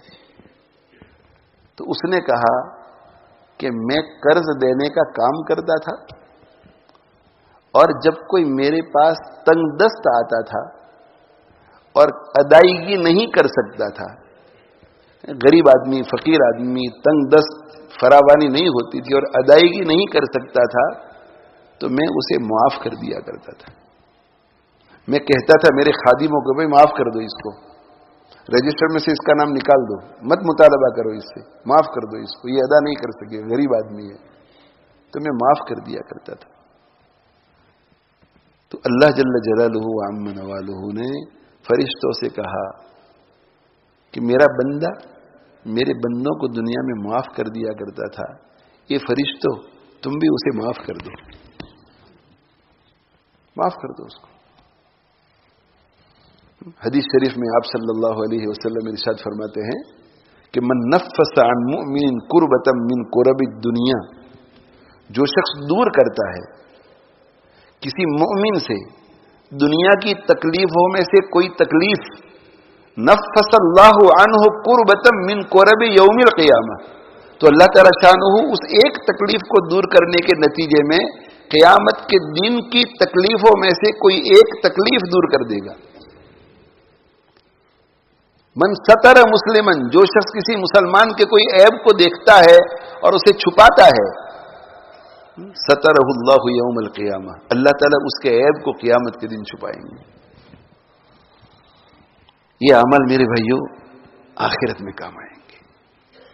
اللہ جل جلالہ وعم نوالہ مجھے آپ کو عمل کی توفیق عطا فرمائے. یہاں میں یہ بات بھی اخیر میں کہہ دوں کہ جو لوگ کسی سے قرض لیتے ہیں، جو لوگ کسی کے ساتھ خرید و فروخت کا معاملہ کرتے ہیں اور کوئی چیز ادھار لیتے ہیں، کریڈٹ لیتے ہیں یا لین دین کا معاملہ آتا ہے، تو ہمیشہ کوشش اس بات کی کرنی چاہیے کہ دھوکہ دہی نہ ہو. ہم کوئی چیز بیچ رہے ہیں تو بغیر کسی مجبوری کے دھوکہ نہیں دینا چاہیے، اور اگر مجبوری ہے تو صاف صاف کہہ دینا چاہیے کہ جس کوالٹی کی چیز ہم نے آپ کو کہی تھی اس کوالٹی کی نہیں آئی، معاف کر دیجئے اور یہ لے لیجئے، آپ اس کو کم داموں میں دے دیں گے. اور اگر ہم نے کسی سے قرض لیا ہے تو ہمیں قرض ادا کرنے کی کوشش کرنی چاہیے. ہماری شریعت جو ہے وہ دونوں کی رہنمائی کرتی ہے. قرض دینے والے کی یہ رہنمائی کرتی ہے کہ بھئی قرض دو، جس کو مال دیا اسے قرض دو. پھر یہ رہنمائی کرتی ہے کہ اگر سامنے والا تنگ دست ہے اور بیچارہ ادا نہیں کر پا رہا ہے تو مہلت دو، معاف کر دو. اور قرض لینے والے کو ہماری شریعت یہ کہتی کہ مطل الغنی یہ ظلم، آپ نے قرض لیا ہے اور قرض ادا کرنے کے وسائل آپ کے پاس موجود ہیں، اس کے باوجود بھی آپ اگر ادا نہیں کرتے اور ٹال مٹول کرتے ہیں، یہ ظلم ہے سامنے والے پر. قیامت کے دن اس کا سوال ہوگا. اور ہماری شریعت یہ کہتی ہے کہ من اخذ اموال الناس یرید اداءها، جو شخص کسی سے مال لیتا ہے ادا کرنے کی نیت سے، اد اللہ عنہ، تو ایسا ہو ہی نہیں سکتا کہ وہ ادا نہ کر سکے. اللہ جل جلالہ وعم نوالہ اس کی طرف سے ادا فرمائیں گے. اللہ جل جلالہ وعم نوالہ قرض لینے والے کے مال میں برکت دیں گے، مگر کب؟ جبکہ نیت یہ ہو کہ میں ادا کرنے والا ہوں. یہ نہیں کہ لے لیتے ہیں، دیکھیں گے پھر ایک مرتبہ لے تو لیں. کچھ لوگ تو وہ ہوتے ہیں کہ جو لیتے ہیں اور اس نیت سے لیتے ہیں کہ دینا ہی نہیں ہے. افراز بھائی سے قرضہ لیا، دوسری مرتبہ قرضہ لیا، تیسری مرتبہ قرضہ لیا، اور اب ادا نہیں کر رہے ہیں تو اب کہ ان کو تو منہ نہیں دکھانا ہے، ادا بھی نہیں کرنا ہے، منہ بھی نہیں دکھانا ہے. اب مفتی صاحب سے مانگو، مفتی صاحب سے فارغ ہوئے تو کہ وہ میرے سے مانگو. بس پوری زندگی اسی طرح گزر جاتی ہے، ادا کرنے کی نیت ہی نہیں ہوتی ہے. تو حدیث شریف میں آپ صلی اللہ علیہ وسلم نے ارشاد فرمایا کہ من اخذ اموال الناس یرید اتلافها، جو شخص لوگوں سے قرض لیتا ہے اس نیت سے کہ میں واپس دینے والا نہیں ہوں، اس مال کو برباد کرنے والا ہوں، اس کو واپس نہیں دوں گا، اتلفہ اللہ علیہ، تو اس کی اس بری نیت کے نتیجے میں اللہ جل جلالہ وعم نوالہ ہلاکت ہی لائیں گے اور وہ مال کو ادا نہیں کر پائے گا، اور اس کے نتیجے میں دنیاوی زندگی میں بھی بے برکتی کا سامنا کرے گا اور آخرت میں پکڑ کا سامنا کرے گا. لیکن جو شخص سچے دل سے قرض لیتا ہے اور ادائیگی کی نیت سے قرض لیتا ہے، مجبور ہو کر قرض لیتا ہے، عیاشی کے لیے نہیں، فضول خرچی کے لیے نہیں، مجبور ہو گیا ہے کہ قرض کے بغیر کوئی چارہ نہیں ہے، اور قرض لیتا ہے اور نیت یہ ہے کہ میں ادا کروں گا، تو اللہ جل جلالہ عم نوالہ ضرور ادا فرمائیں گے. اور اللہ کیسے ادا فرمائیں گے؟ اس کے مال میں برکت دیں گے. یا یہ کہ سامنے والے کے دل کو نرم کر دیں گے اور وہ جا کر کے کہہ دے گا کہ مجھے اب نہیں چاہیے، معاف کر دیا میں نے. یا یہ کہ کسی تیسرے شخص کو پتا چلے گا اور وہ اس کی طرف سے ادا کر دے گا، یا وہ اس کو دے دے گا کہ تم ادا کر دو. اور یہ بھی اگر دنیا میں نہیں ہوگا تو اللہ آخرت میں ادا کر دیں گے. جس کا قرض ہے اس کے ذمے، اسے اللہ تعالی شانہ فرمائیں گے کہ اگر تو میرے اس بندے کو معاف کر دے تو معاف نہیں کرے گا تو اس کے پاس سے تجھے اتنی نیکیاں ملے گی، اور اگر تو معاف کر دیتا ہے تو میں اپنی طرف سے اس سے بھی زیادہ نیکیاں دوں گا. تو اللہ وہاں ادا کر دیں گے، وہاں معاف فرما دیں گے. اللہ تعالی شانہ ہماری طبیعتوں میں نرمی پیدا فرماوے.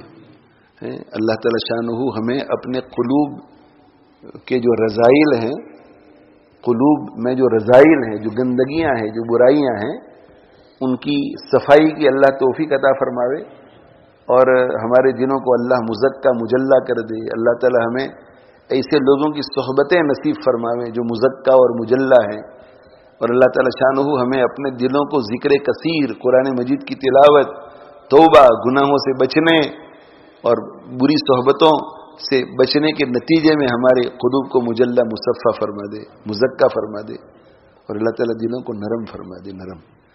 اللہ کے نبی صلی اللہ علیہ وسلم نے حضرت عائشہ رضی اللہ تعالی عنہ کو ایک مرتبہ فرمایا کہ ایاک والعنفی، تم سختی سے ذرا بچو.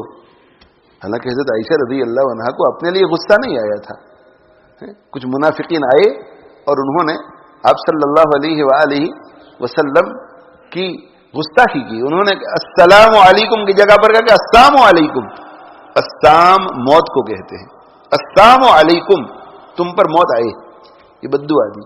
مگر وہ زبان کو اس طرح ٹویسٹ کیا کہ لوگوں کو ایسا سنائی دے کہ یہ سلام کیا ہے انہوں نے. تو السلام علیکم کی جگہ پر انہوں نے کہا السلام علیکم. اب ایسی کوئی شرارت کرے تو غصہ نہیں آئے گا تو کیا آئے گا. اور پھر حضرت صلی اللہ علیہ وسلم کے بارے میں تو ایسے موقع پر حضرت عائشہ رضی اللہ عنہا نے جب غصے کا اظہار کیا کہ علیکم السلام واللعنہ، تم پر موت آئے اور تم پر لعنت ہو اللہ کی، تو عائشہ رضی اللہ تعالی عنہا کو آپ صلی اللہ علیہ وسلم نے کیا ارشاد فرمایا؟ ایاک والعنفی، سختی سے تم ذرا پرہیز کرو. ایسے موقع پر ایاک والعنفی، سختی سے پرہیز کرو، بچو، شدت سے بچو. اور پھر علیک بالرفق، تم نرمی کو لازم پکڑو. فإن اللہ یحب الامر فإن اللہ یحب الرفق فی الامر کلہ، اس لیے کہ اللہ تعالی شانہ رفق کو، نرمی کو ہر چیز میں پسند فرماتے ہیں، ہر چیز میں، ہر چیز میں. کبھی کبھی جو ہے کفار مکہ، مشرکین مکہ آپ صلی اللہ علیہ وسلم کے بارے میں گفتگو کرتے تھے تو دل میں بہت بہت خار تھا، بہت بغض تھا. تو غصے میں اور نبی صلی اللہ علیہ وسلم کی توہین کی نیت سے وہ محمد نہیں کہتے تھے، مذمم کہتے تھے. مذمم، محمد کا معنی کیا؟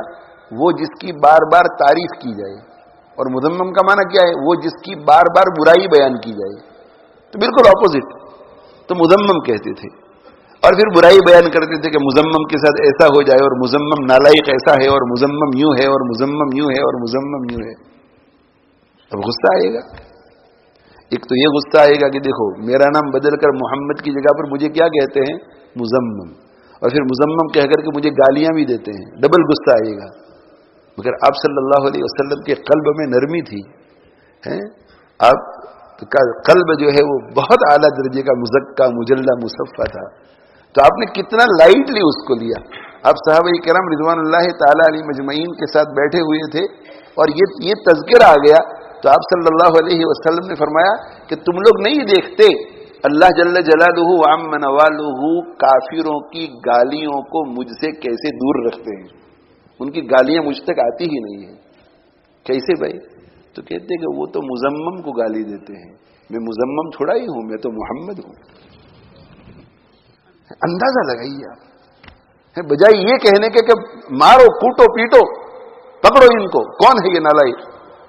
نہیں آپ نے فرمایا. اور حدیثوں میں تو نہیں ہے، مگر جب اس حدیث کو پڑھتے تو ایسا لگتا ہے کہ بڑی مسکراہٹ کے ساتھ آپ نے یہ فرمایا ہوگا کہ تم نہیں دیکھتے کہ اللہ تعالی شانہ میرے دشمنوں کی گالیوں کو مجھ سے کیسے دور کرتے ہیں اور کیسے ہٹاتے ہیں. وہ بیچارے گالی دیتے ہیں مزمم کو. اب مزمم کو گالی لگے، میں مزمم نہیں ہوں، میں تو محمد ہوں صلی اللہ علیہ وسلم.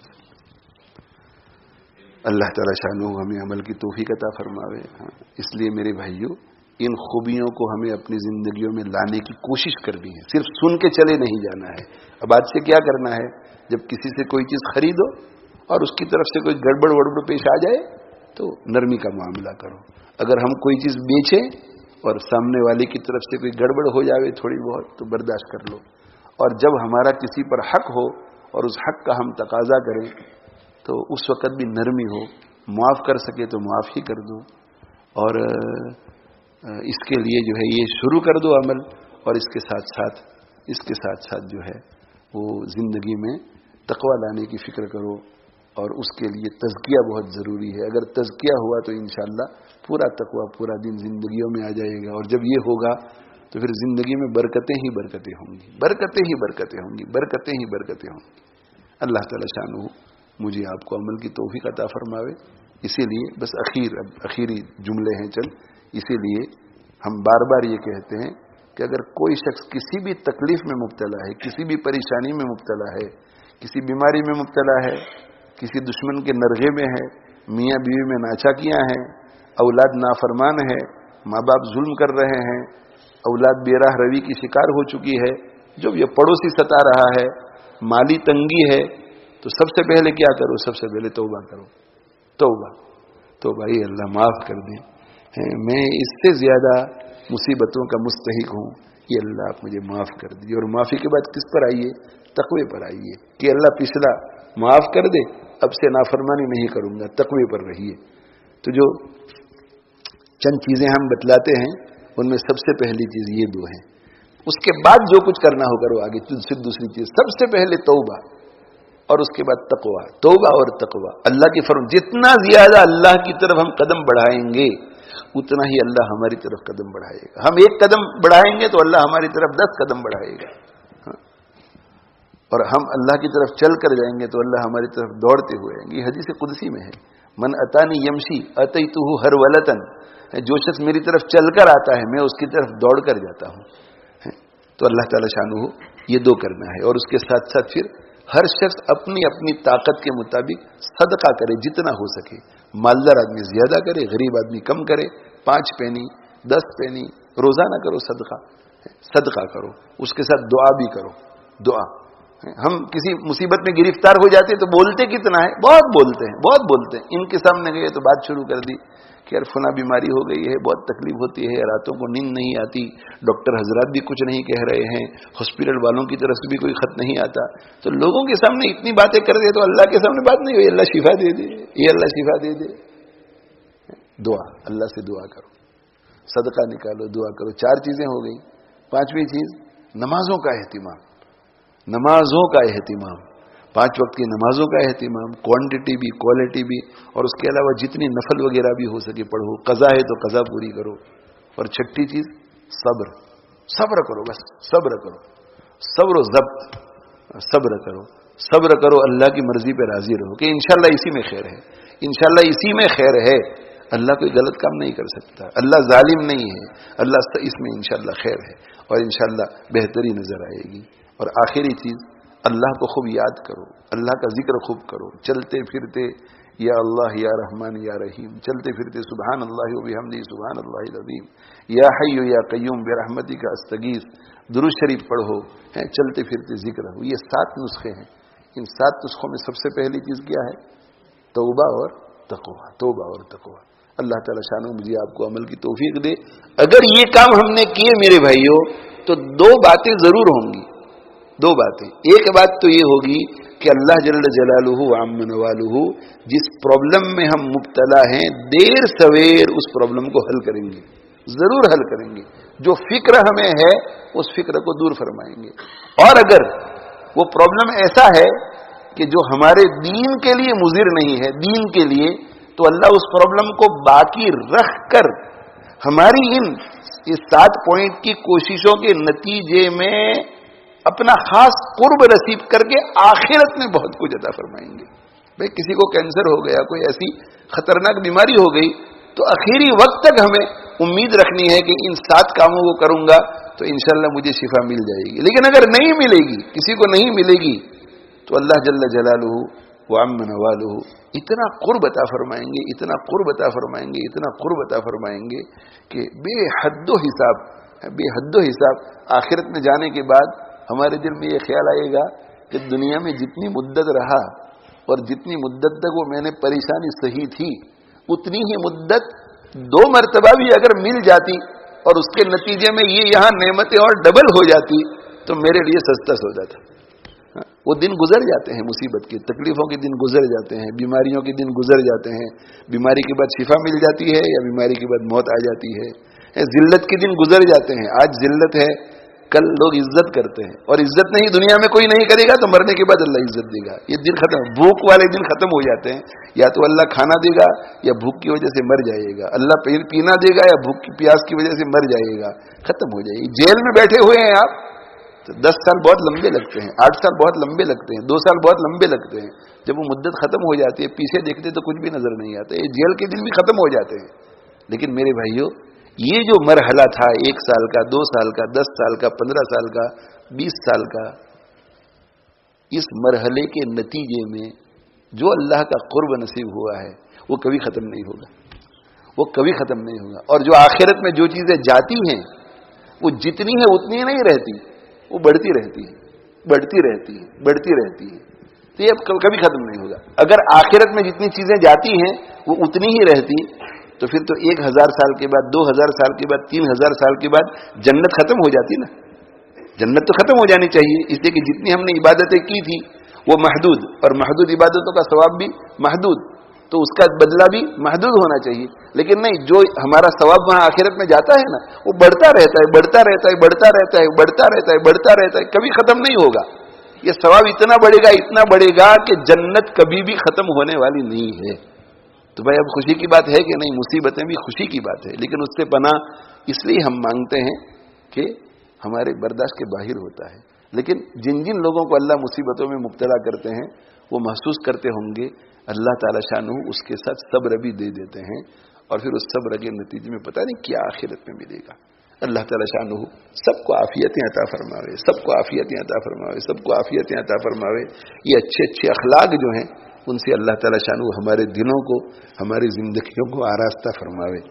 اور اللہ تعالیٰ پورے عالم میں، پورے عالم میں، پورے عالم میں ان اچھے اخلاق کو، ان اچھی خصلتوں کو، ان اچھی خوبیوں کو، ان اچھے اوصاف کو خوب عام اور تام فرماوے. اللہ تعالیٰ ہم سب کا آنا قبول فرماوے.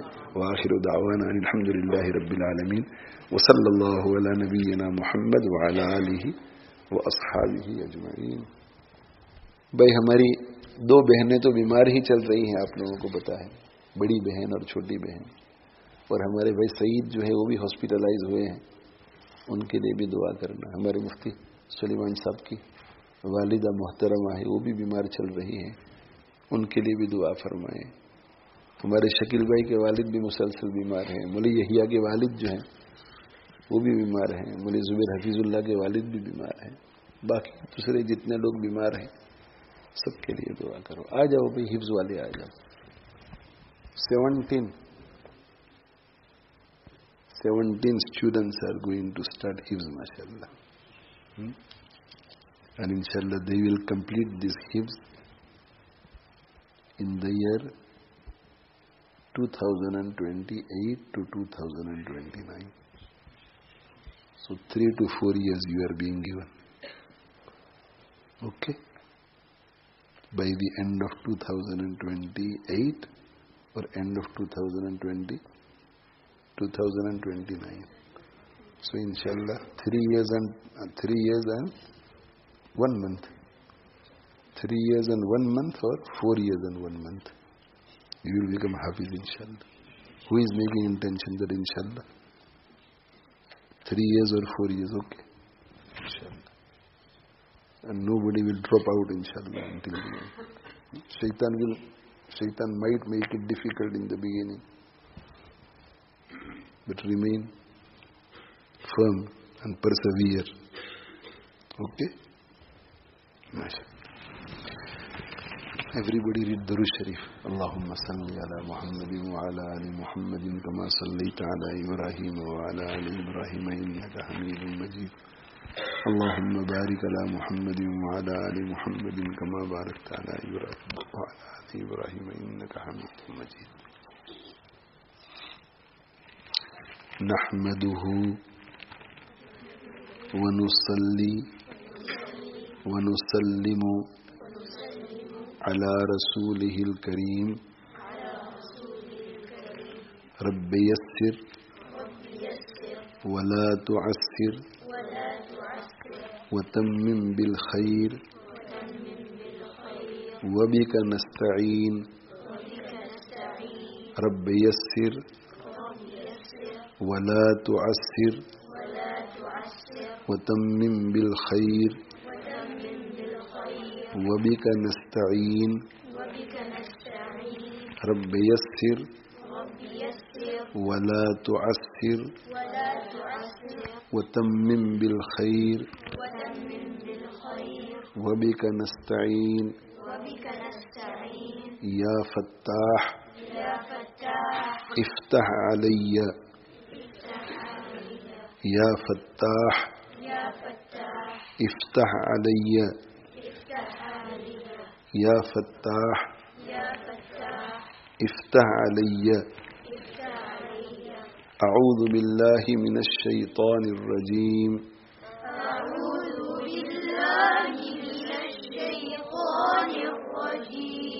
بسم الله الرحمن الرحيم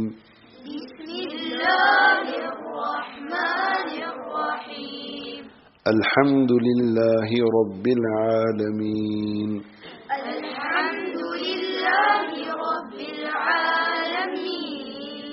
الرحمن الرحيم مالك يوم الدين إياك نعبد وإياك نستعين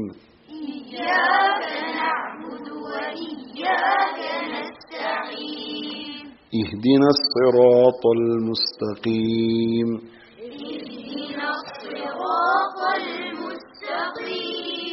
صراط الذين أنعمت عليهم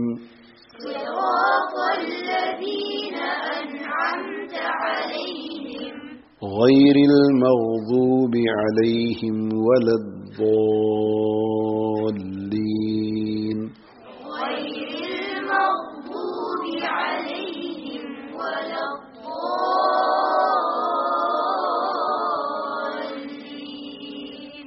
آمين.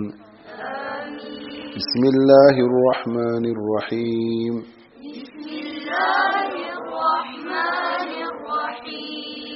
ألف لام ميم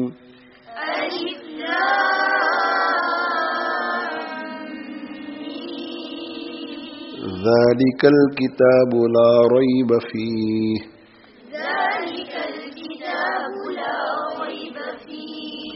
هدى للمتقين صدق الله العظيم. Mubarak, congratulations to all of you for starting Hifz. MashaAllah. A very big day for you. Write it down in your diary that today, Alhamdulillah, after the Majlis, after Isha Salat, I started my Hifz at 10:30. Okay? Write down the date as well. And 3 to 4 years, inshallah. 3 to 4 years is general. You can finish in 6 months as well if you want to. There are people who finish in 6 months as well. There have been people who have finished the whole Quran in 3 days. 3 days. 10 juz today, 10 juz tomorrow, 10 juz the day after.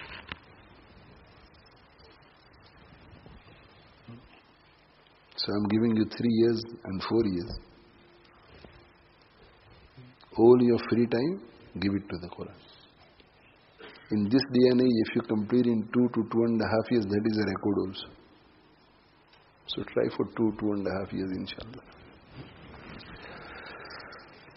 اللهم لك الحمد كما أنت أهله فصل وسلم على سيدنا محمد كما أنت أهله وافعل بنا ما أنت أهله فإنك أهل التقوى وأهل المغفرة ربنا اغفر لنا وتب علينا إنك أنت التواب الرحيم اللهم بارك لنا فيما عطيتنا وقنا واصرف عنا شر ما قضيت لنا اللهم الطف بنا في تيسير كل عسير فإن تيسير كل عسير عليك يسير اللهم خر لنا واختر لنا ويسر لنا أمورنا وألهمنا مراشد أمورنا وأعذنا من شرور أنفسنا ومن سيئات أعمالنا ربنا آتنا في الدنيا حسنة وفي الآخرة حسنة وقنا عذاب النار اللهم آت نفوسنا تقواها وزكها أنت خير من زكاها أنت وليها ومولاها اللهم أصلح لنا شأننا كله ولا تكلنا إلى أنفسنا طرفة عين ولا تنزع منا صالح ما آتيتنا اللهم وفقنا لما تحب وترضى واجعل آخرتنا خيرا من الأولى اللهم زينا بزينة الإيمان واجعلنا هداة مهتدين اللهم اغفر للمؤمنين والمؤمنات والمسلمين والمسلمات وألف بين قلوبهم وأصلح ذات بينهم وانصرهم على عدوك وعدوهم اللهم اجمع كلمة المسلمين على الحق ووحد صفوفهم اللهم أنقذ إخواننا المسلمين المظلومين في كل مكان اللهم انصرهم ولا تنصر عليهم اللهم امكر لهم ولا تمكر عليهم اللهم زدهم ولا تنقصهم ولا تسلط عليهم من لا يرحمهم ولا يخافك فيهم اللهم احفظ الحرمين الشريفين والمسجد الأقصى المبارك واجعلها اللهم آمنة مطمئنة وسائر بلاد المسلمين یا ارحم الراحمین یا ارحم الراحمین یا ارحم الراحمین رحم کا کرم کا یسر و سہولت کا عفو و عافیت کا فضل و عنایت کا حفظ و امان کا معاملہ فرما اے اللہ ہمارے گناہوں کو معاف فرما لغزشوں سے درگزر فرما صراط مستقیم پر چلنے کی جمنے کی توفیق عطا فرما دوسروں کو چلانے کی جمانے کی توفیق عطا فرما اے اللہ اپنی محبت عطا فرما اپنا تعلق نصیب فرما ہمارے قلوب کو اخلاق فاضلہ سے آراستہ فرما اپنی محبت سے منور فرما اپنے نبی صلی اللہ علیہ وسلم کی محبت سے منور فرما اے ارحم الراحمین اے ارحم الراحمین اے ارحم الراحمین حسن خاتمہ کی دولت سے مالا مال فرما الہ العالمین اپنی رضا والی موت نصیب فرما ولایت والی موت نصیب فرما مدینہ منورہ والی موت نصیب فرما قبولیت والی موت نصیب فرما جنت البقیع میں دفن ہونا نصیب فرما اے ارحم الراحمین اے ارحم الراحمین اے ارحم الراحمین آخرت کی ساری منزلیں آسان فرما اے اللہ جہنم سے اپنی پناہ عطا فرما جنت الفردوس میں انبیاء صدیقین شہداء صالحین کی رفاقت عطا فرما اے اللہ مرحومین کی مغفرت فرما اے اللہ جو موت کے قریب ہیں انہیں حسن خاتمہ نصیب فرما جو بیمار ہیں انہیں شفائی کاملہ عاجلہ مستمرہ دائمہ نصیب فرما ظاہری باطنی جسمانی روحانی تمام بیماریوں سے نجات عطا فرما الہ العالمین اگر صحت مقدر نہیں ہے الہ العالمین اگر صحت مقدر نہیں ہے راحت عطا فرما صبر نصیب فرما سکون عطا فرما ایسے لوگوں پر فرشتوں کا نزول فرما اے ارحم الراحمین ان کی تو کفالت فرما الہ العالمین ان کو اپنی نگرانی میں لے لے اے ارحم الراحمین اے ارحم الراحمین انہیں ان بیماریوں کو ان کے لیے قرب کا ذریعہ بنا تیرے قرب کا ذریعہ بنا رفع درجات کا ذریعہ بنا اور انہیں بھی اور ہمیں بھی اپنے اپنے اوقات میں الہ العالمین حسن خاتمہ کی دولت سے مالا مال فرما یہ اللہ ہمارے قلوب کا تزکیہ فرما ہمارے دلوں کو مجلہ کر دے مصفہ کر دے یہ ارحم الراحمین مزکہ کر دے الہ العالمین ہمیں اپنی محبت عطا فرما، ہمیں اپنی محبت عطا فرما، ہمیں اپنی محبت عطا فرما۔ الہ العالمین آپ کے پیارے حبیب صلی اللہ علیہ وسلم نے جن بھلائیوں کی دعا مانگی ہے وہ ساری بھلائیاں عطا فرما، جن برائیوں سے پناہ مانگی ہے ان ساری برائیوں سے پناہ عطا فرما۔ ربنا تقبل منا انک انت السمیع العلیم وتب علینا انک انت التواب الرحیم، وصلی اللہ تعالی علی خیر خلقہ سیدنا ومولانا محمد وآلہ وصحبہ اجمعین برحمتک یا ارحم الراحمین، آمین۔